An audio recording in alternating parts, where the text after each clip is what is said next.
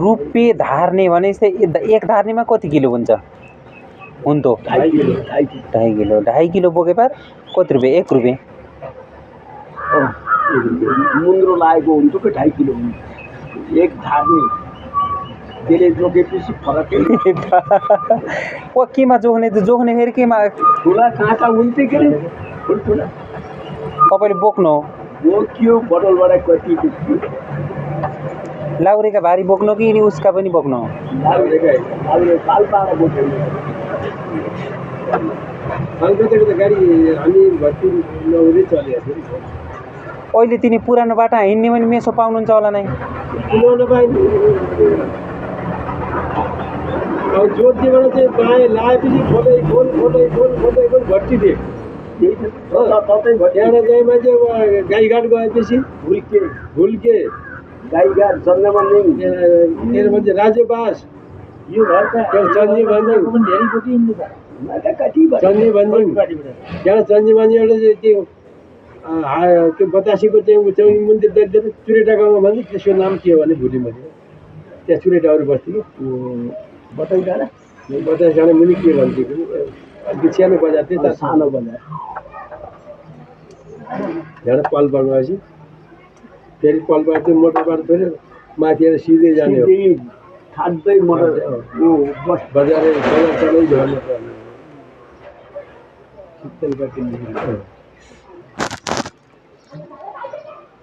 तो यहाँ ठुला पोखरा लिएर सर्टकट जाने बाटो पुरै नाम थाहा छ कहाँ के हो भन्ने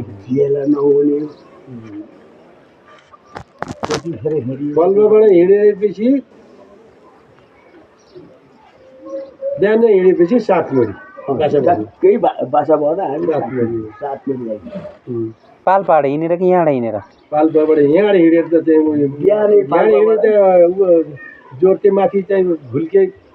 हामी त गएर माल पनि राखियो भुल्के पनि खाइदियो कोही पुग्थ्यो पनि अहिले अगाडि जाने चाहिँ एकदिन पाल्पा पुगेर माल राखेर त्यसको बाटो बस्थ्यो अर्को दिन बिहान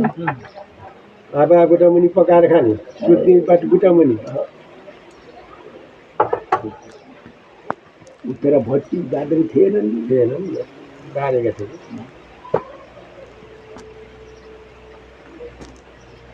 पुरानो दिन सम्झिँदा त अहिलेका मान्छेलाई त स्वर्ग छ भन्दा सुका पैसा भट्टी पकाउन सुका पैसा 4,000कै 1 रुपियाँ तिर्नु दाउरा भाडाको त 100 रुपियाँ कमाउने 1 रुपियाँ उही खर्च गरेर आउने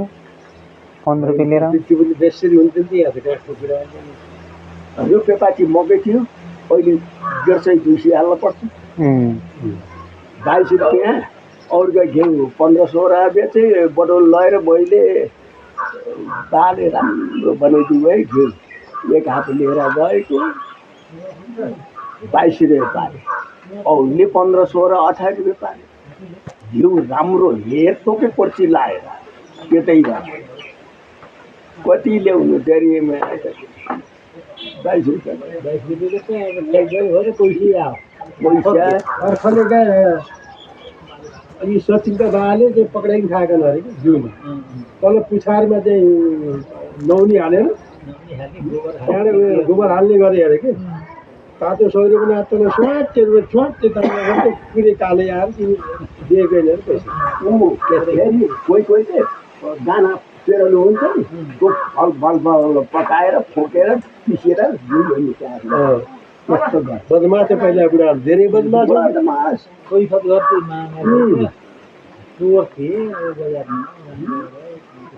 यस्तो चाहिँ मान्छे यस्तो दोकान उनीहरू सबै हाल्छ खाना पनि एक मान आटो बिहान बुझ्नु नहुँदै खाने हो फेरि बुझ्नुभयो हिँड्ने एक मानो आटो दिएर 5-12 माना आटो लैदिन्छु एक मानो आटो दिएर ज्वानो 4 मानो ज्वानो अति राम्रो ऊ जमाना आटाको किम्मत त रहेछ चामलै थिएन हामीले खर्दिङ आउने दिन 1 मना चामल पकाएर खाएर आउँथ्यो खर्दिङ राखे नि हुन्थ्यो नि चामल बोकेर फलपाबाट लिएर पल्ल त्यहाँ लगाएर त खाइदिन्थ्यो के उहिले मान्छेले त फेरि त खाइदिँदा पनि नि त्यो यता हामी भाइ लिन जान्थ्यौँ नि फेरि हामीलाई त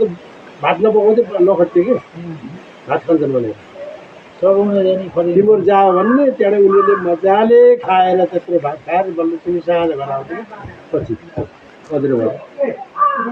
नपढे नि पहिला मान्छेको दिमाग धेरै हो नि तेलमा खानु भने भात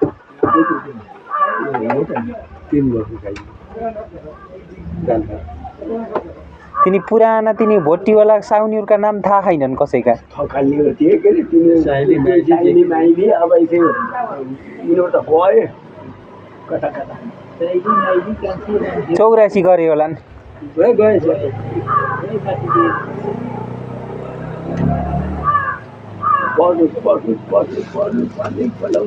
जोतेको होटलदेखि बारी एउटा पिप्ला आफ्नो छ नि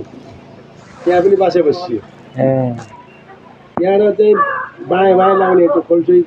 उठ्यो यता त्यो जोडको त पछि भयो चोर त्यस्तै लाग्थ्यो त्यो लैने बकेर्न आउनु कि बकेर्नु हो कि लैनु हो भनेर सोध्थ्यो उता आउनेलाई त लैनु हो भनेपछि साखरका धारा पिरो र त्यो त मान्छेहरू धेरै नभइकन मैले 15-16 जना 20 जना भरिया लिएर जान्थेँ मैले पैसा लिएर जान्थेँ त्यति भएपछि उनी त पहिले त डर्थ्यो कोही